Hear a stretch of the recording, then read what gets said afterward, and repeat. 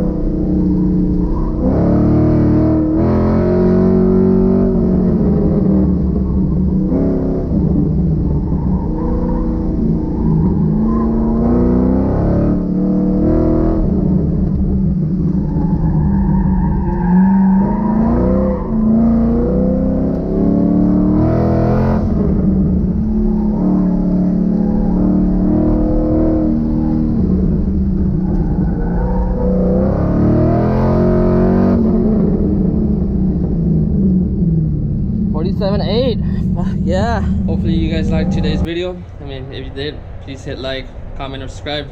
See you.